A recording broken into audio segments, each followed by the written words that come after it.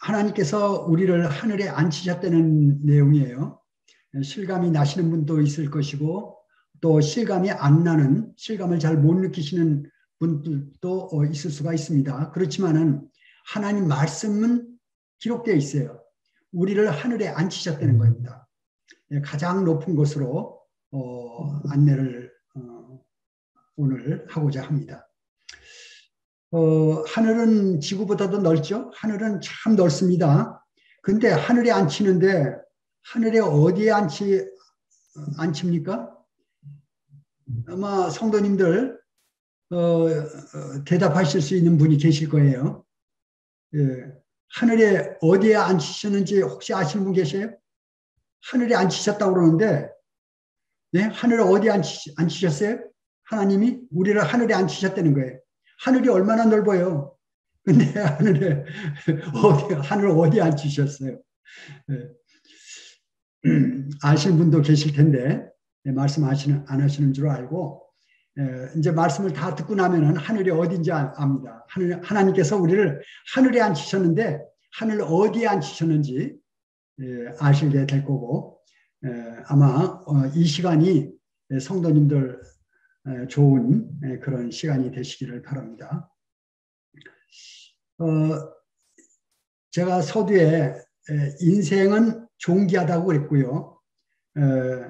그리고 인생이 참 존귀한 인생인데 그런 인생으로서 이 세상 사람들이 다 더 좋은 위치를 차지하려고 합니다. 최고의 인생이 어딘가라고 이렇게 생각을 해본다 그러면은 세상에서는 왕이나 재벌이죠. 왕이 된다든지 재벌이 된다든지. 그런데 성경 말씀 보면은 왕이나 재벌은 아주 별거 아니에요. 왕이나 재벌이 존귀한 게 아니고 성도님들입니다. 그래서 이 세상에 태어나가지고 성공한 사람은 성도님들이에요. 왕이 된다든지 재벌이 된다든지 출세해가지고 뭐 장관이 된다든지 그런 사람이 존귀한 게 아니고 성도가 존귀한 겁니다. 성도가 된 게 성공한 거예요. 그래서 여러분들은 이제 성공한 사람이다. 성도들이 누굽니까? 하나님의 자녀 아닙니까? 하늘 양식을 먹고 주님과 교제하고 영생의 삶을 사는 성도들입니다. 오늘 말씀 내용에 이제 제목이 하늘이라 하는 것을 기억하시고 말씀을 교제하겠습니다.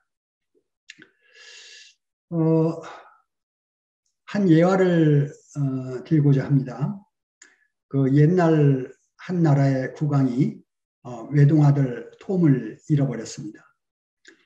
사실은 유괴범이 톰을 유괴한 것입니다. 톰은 유괴범이 아버지로 알고 그 성장을 했습니다. 유괴범은 톰을 공부도 안 시키고 허드렛 일로 돈을 벌게 했고요. 돈을 적게 벌면은 매우 때렸습니다. 심지어 나쁜 일을 시키고 도둑질도 시켰습니다. 나쁜 일을 많이 했습니다. 그리고 삶이 고달팠습니다. 근데 어느 날 이웃집 아저씨가 출생의 비밀을 말해 주었습니다. 현재 너희 아버지는 아버지가 아니야. 유괴범이야. 그리고 너희 아버지는 이 나라의 국왕이야. 이 톰 믿을 수가 없었어요. 나같이 초라하고 죄로 물든 아이가 어떻게 국왕의 아들이 될 수가 있어? 그럴 수 없다고 생각을 했습니다. 아저씨가 여러 번 진지하게 말씀을 합니다. 톰이 자신과 아버지에 대해 생각하기 시작했습니다. 아버지가 자기를 사랑하지 않는다는 걸 잘 알고 있습니다. 아들로 대하지 않고 돈벌이로 생각을 합니다. 무지하게 때립니다. 정말 친아버지일까? 톰이 자신에 대해 의심을 하기 시작했습니다. 어느 날 아저씨가 이제 증거를 대기 시작했습니다. 국왕이 아들을 찾고 있다는 벽보를 가져왔어요. 그 벽보에 대략적인 잃어버린 아들의 나이와 특징이 적혀 있었습니다. 그리고 자기와 비슷하다는 생각을 해봤어요. 그리고 이제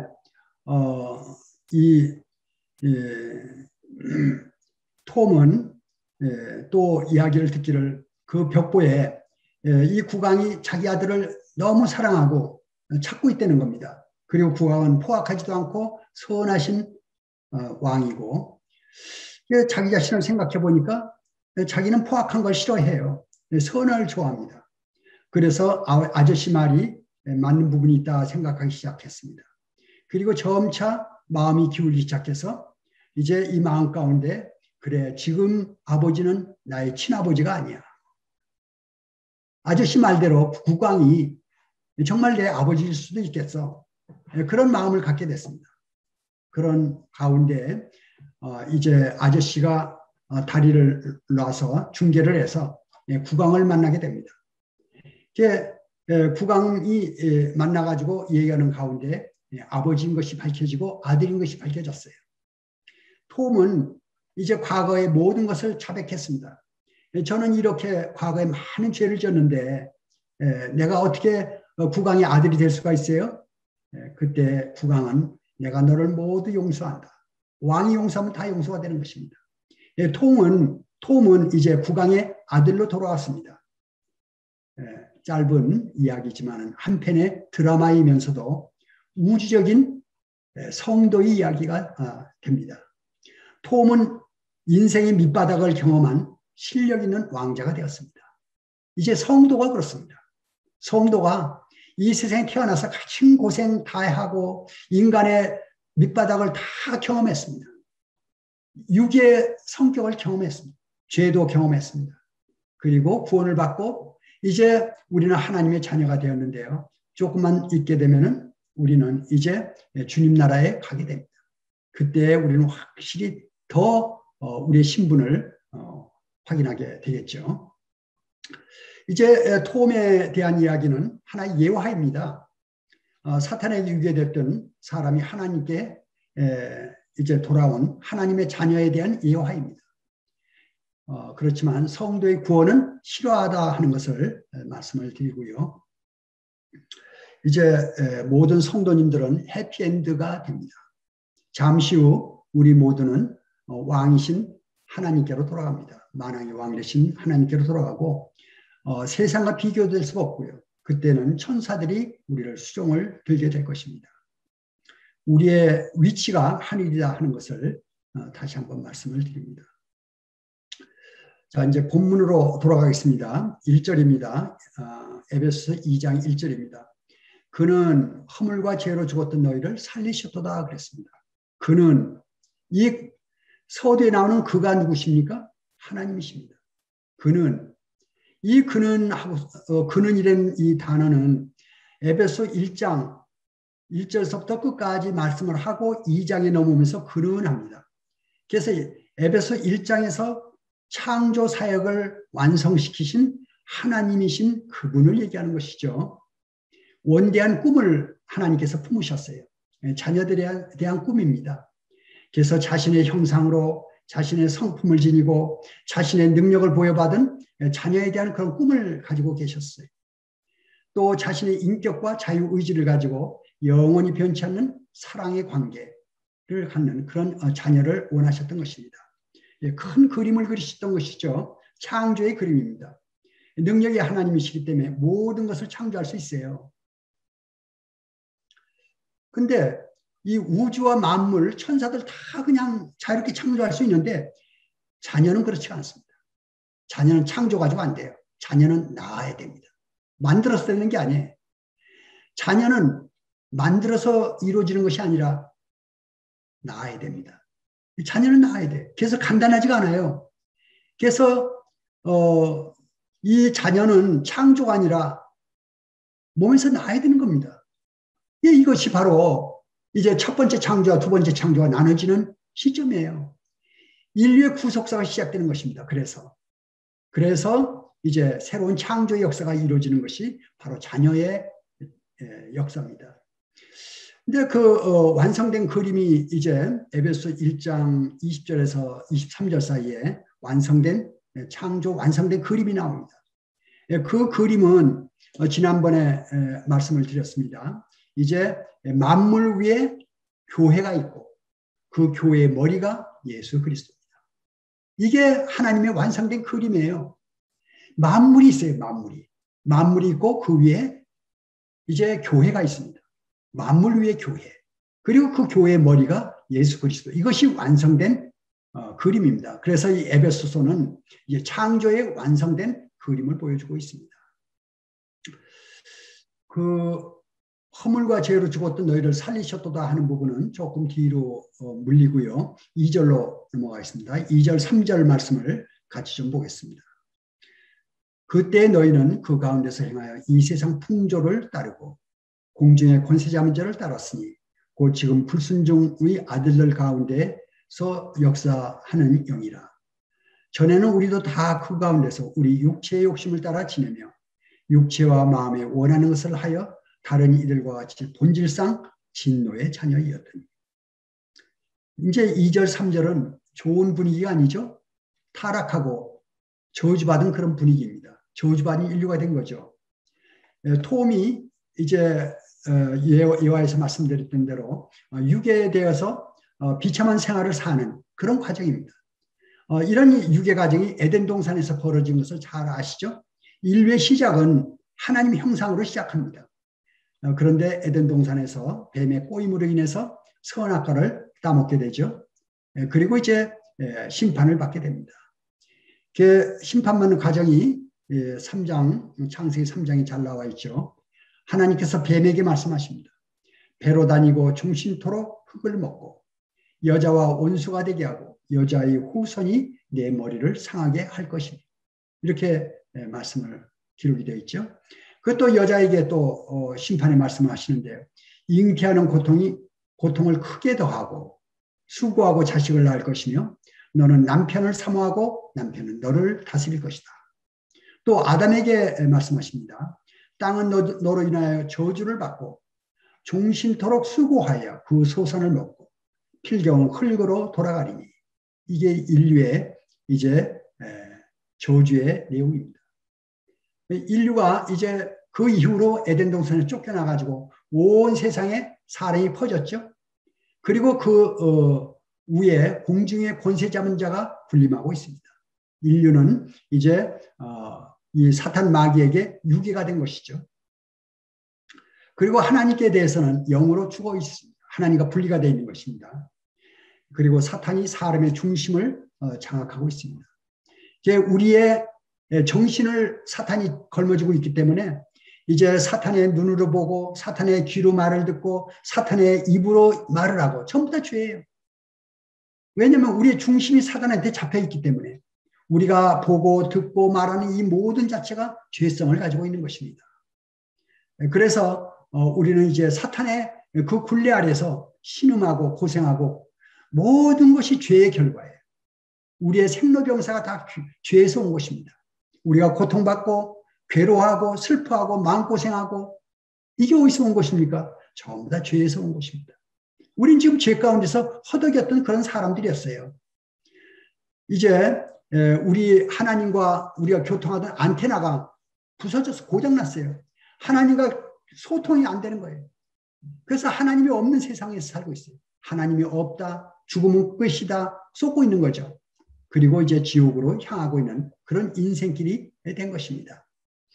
이제 사탄의 그 유괴목에게 유괴됐던 톰과 같이 인류는 사탄에게 유괴가 되어서 출생의 비밀도 모르고 자기가 죽음의 병에 걸린 것도 모르고 속절없이 죽어가고 있어요.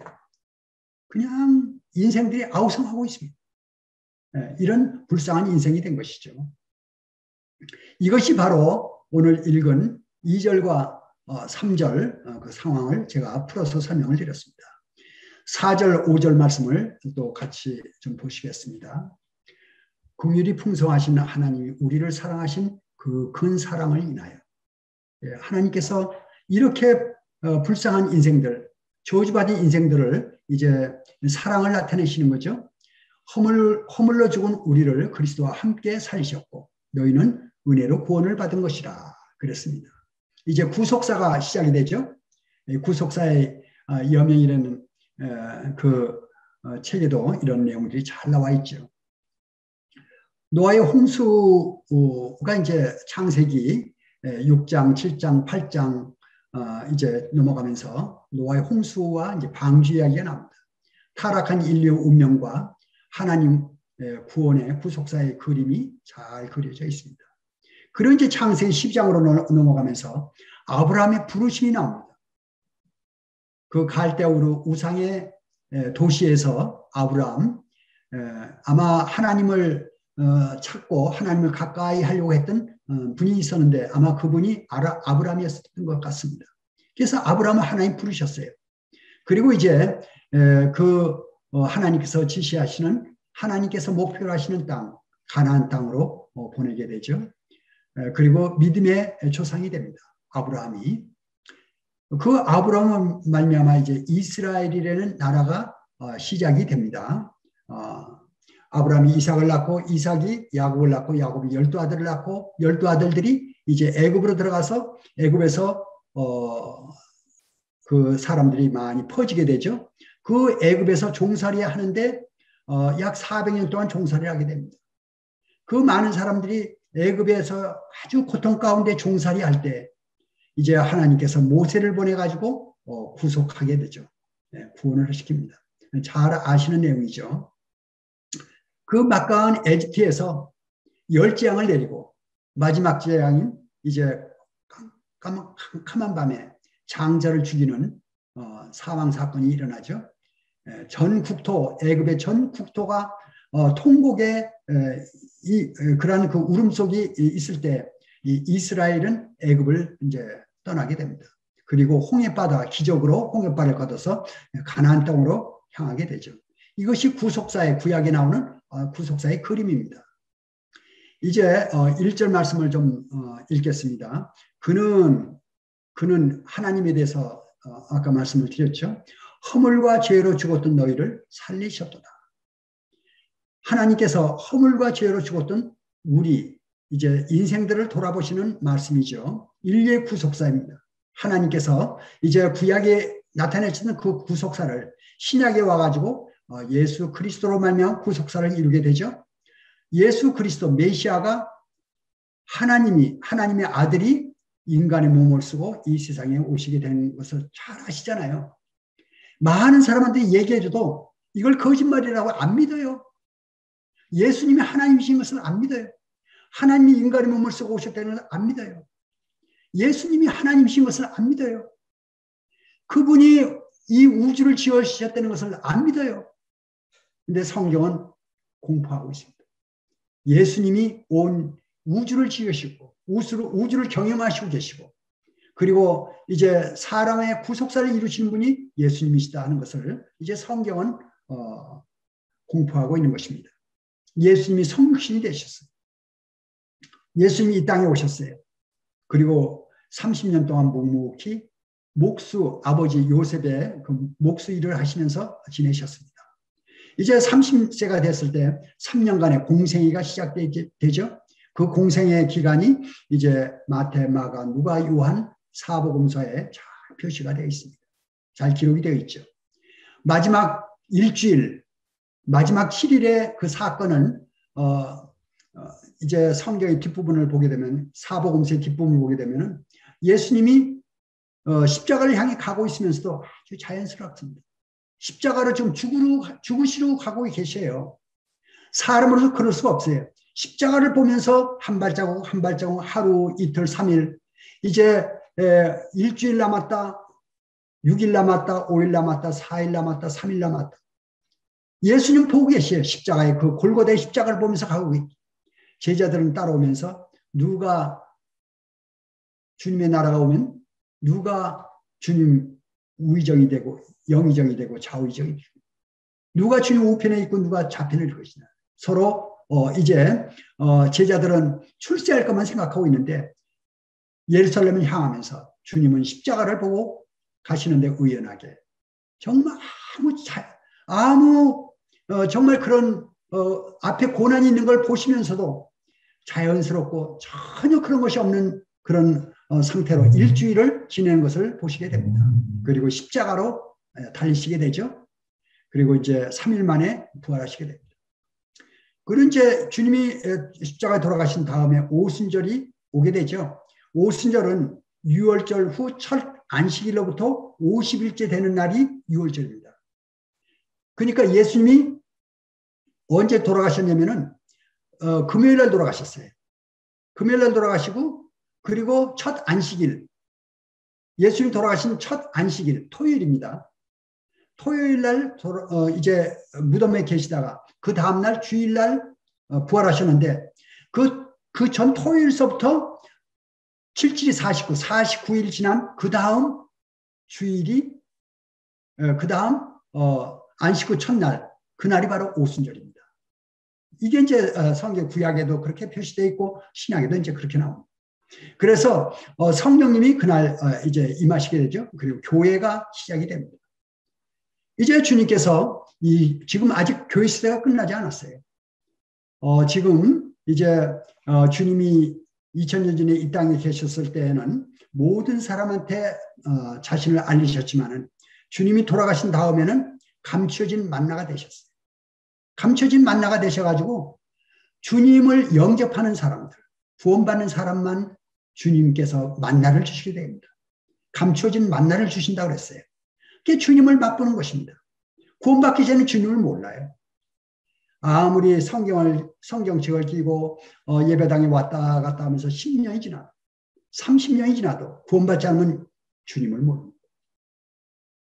주님을 만나야만 그 감춰진 만나를 먹어요. 그 만나를 먹을 때 주님이 살아계시는구나. 주님이 살아계신 주님이세요. 그리고 지금도 수많은 사람들 찾아다니세요. 눈먼 자, 중풍병자, 소경, 귀머거리, 또 문둥병자, 귀머거리, 또 귀 들린 자. 주님이 지금도 주님께서 이제 먼저 거듭난 성도들을 통해서 많은 사람들을 만나고 계십니다. 우리도 그렇게 해서 만난 거예요. 주님을 만난 겁니다. 주님을 영접하게 된 것이죠. 이제 주님 재림하실 때가 가까워졌다고 이구동성으로 말씀하고 있습니다. 좀 있으면 이제 휴거가 됩니다. 주님께서 교회를 부르실 거예요. 나팔소리가 들리게 되면 이 세상에 구원받은 모든 성도님들은 어느 날 갑자기 다 휴거가 될 것입니다. 모든 성도들의 몸이 부활의 몸으로 변화가 됩니다. 부활의 몸. 이건 참 놀라운 변화죠. 군뱅이가 매미가 되듯이 수채, 잠자리에 애벌레를 수채라고 그랬죠. 그 수채가 잠자리가 되듯이 날아다니는 거 이제. 우리가 지금은 나를 수 없는 몸이에요. 근데 이제는 우리가 부활이 되게 되면 우리는 나르는 몸이 됩니다. 하늘로 우리는 올라가게 됩니다. 이것이 구속사다 하는 것을 말씀을 드리고요. 6절로 넘어가겠습니다. 또 함께 일으키사 그리스도 예수 안에서 함께 하늘에 앉히시니. 오늘 이제 제목의 말씀이 여기에 등장합니다. 하늘에 앉히시니. 놀라운 사건이에요. 내가 지금 땅에 있는데 어떻게 하늘에 앉히시냐? 예. 이제 말씀을 들어보면 좀 더 윤곽이 나옵니다. 너무 놀라운 사건이에요. 근데 성경을 보게 되면은 그리스도가 십자가에 돌아가시고 3일 만에 부활하신 다음에 그 다음에 이제 40일 만에 승천하십니다. 승천하셔가지고 어디로 가시냐면 하나님께로 가십니다. 하나님께로 가셔서 하나님 우편에 앉아 계신다 그렇게 나옵니다. 하나님, 그럼 예수님이 어디 계시느냐? 오늘날 하나님 우편에 계셔요. 하나님 우편에. 그런데 여기에 6절에 보게 되면 또 함께 일으키사. 예수님 부활하신 것 같이 우리도 함께, 예수님 부활하실 때 우리도 함께 부활시켜서 예수 그리스도 안에서 함께 하늘에 앉히시니, 함께 하늘에 앉히시니, 예수님을 앉는 자리에 함께 앉히셨어요. 예수님은 어디 있습니까? 이제 힌트를 얻으셨죠? 모든 성도님들이 예수님 어디 앉히신지 아시잖아요. 예수님이 어디 앉아 계시는지. 하나님 우편 아닙니까? 그 예수님 그 자리에 성도님들을 함께 앉히신다는 거예요. 그럼 우리가 하늘에 앉히는데 우리의 자리가 어디에? 하늘에. 셋째 하늘. 이제 첫째 하늘이 있고 둘째 하늘이 있고 셋째 하늘이 있습니다. 셋째 하늘, 그 셋째 하늘에 하나님 보좌가 있어요. 하나님 보좌가 있는데 하나님 보좌 우편에 이제 그 자리가 있습니다.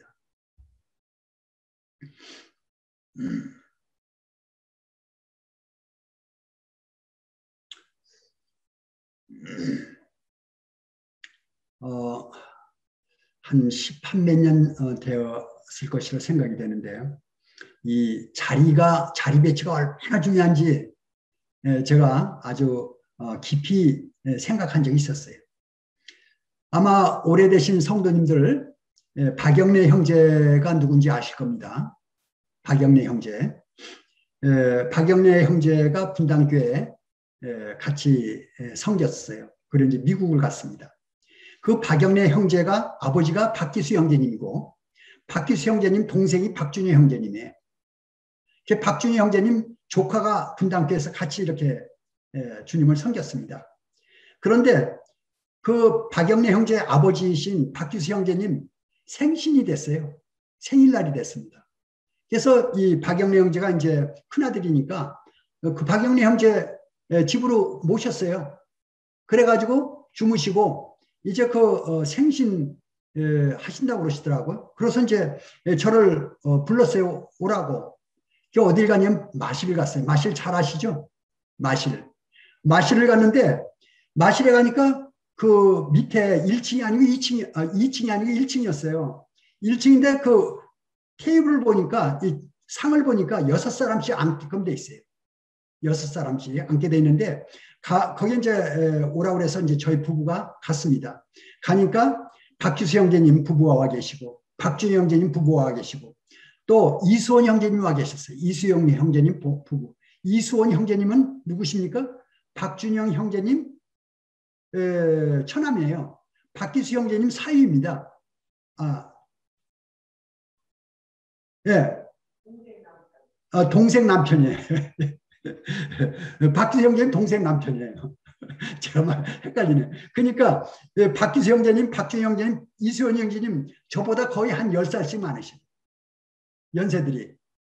10살 이상들 이렇게 많으신 분들인데 그분들이 그 테이블에 테이블에 이렇게 앉으셔야 돼요.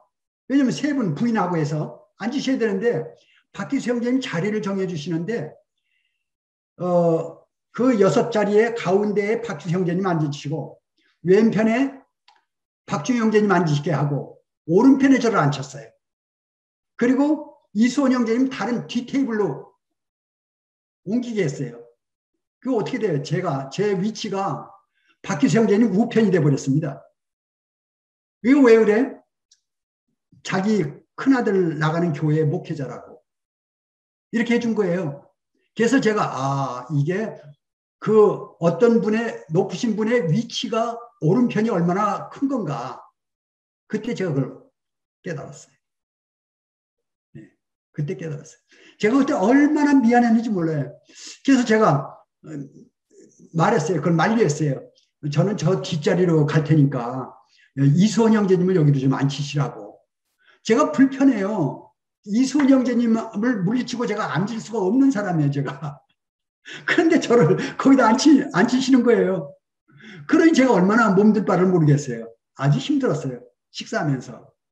네. 그런 경험이 있습니다. 바로 하나님 우편 자리. 그 자리는 예수님 계시는 자리고 성도들을 예수님과 함께 그 자리에 앉히신다는 것입니다.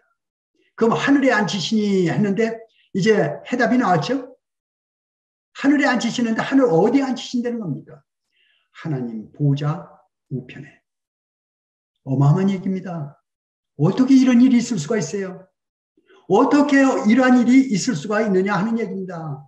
예, 있을 수가 없는 거죠. 왜 그렇습니까? 우리 자신을 봅시오. 우리 자신은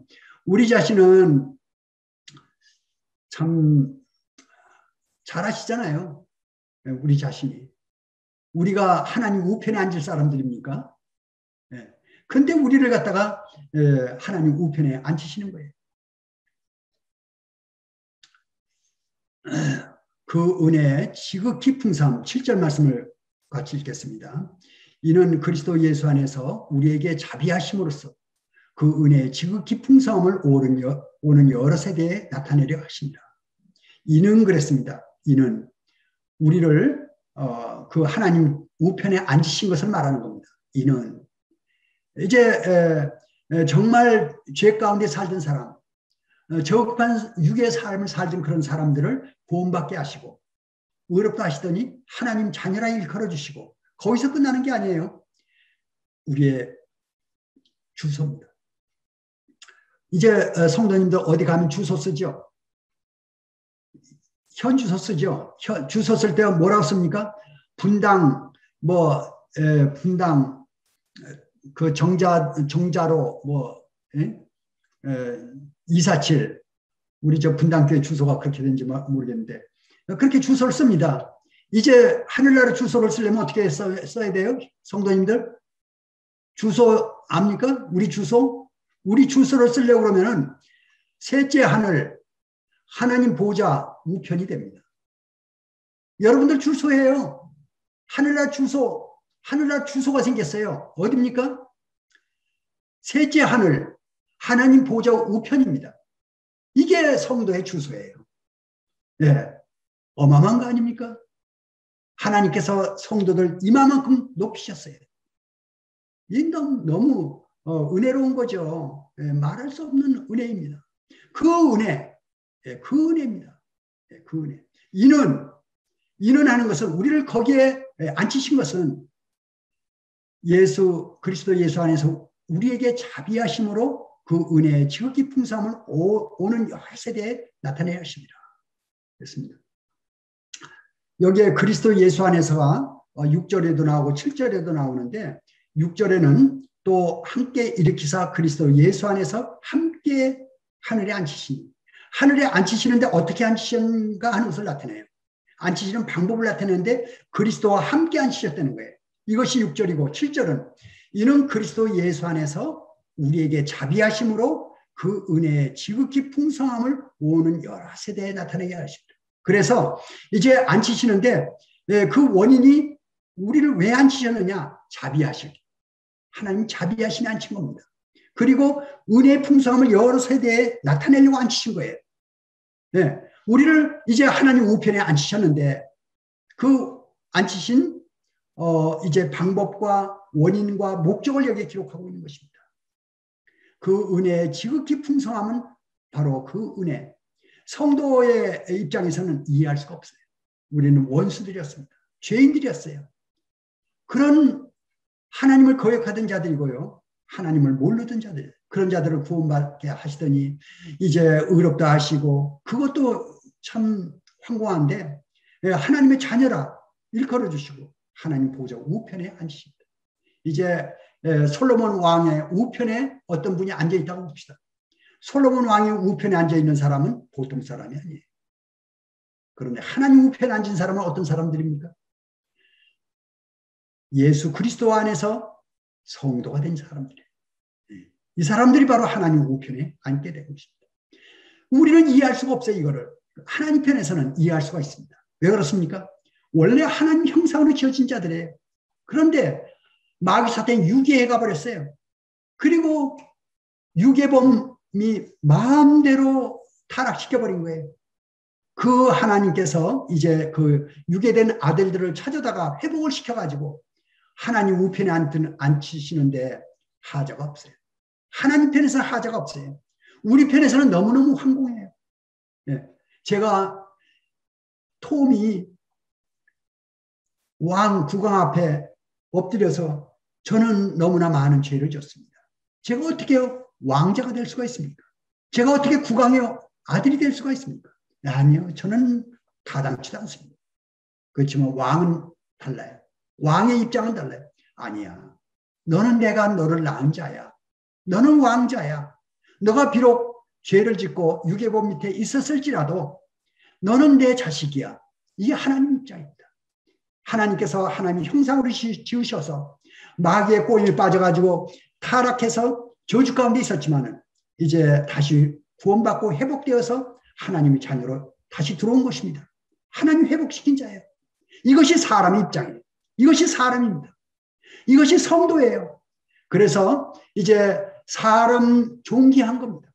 하나님 형상이기 때문에 깨닫고 하나님의 자녀가 되면 너무너무 너무너무 존귀한 사람이에요.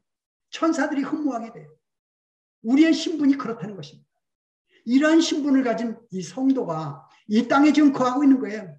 우리가 하늘나라에 가게 되면은 우리는 바로 하나님 우편에 앉게 됩니다. 우리의 현주소가 셋째 하늘 하나님 우편, 거기가 우리의 현주소예요. 이것이 하나님께서 말씀하신 거예요. 이것이 사실입니다. 톰이 의심했을지라도 이제 국왕을 만나서 왕자가 된 거예요. 바로 우리가 그런 것입니다. 이것이 바로 지극히 풍성함에 하나님의 풍성을 나타내는 것입니다. 여러 세대 지금 나타내고 계셔요. 하늘에 앉히시니 우리가 우리의 이제 신분을 얘기한 것입니다. 이제 우리의 신분을 얘기하면 우리의 육체가 변화가 되면 그 자리로 갑니다.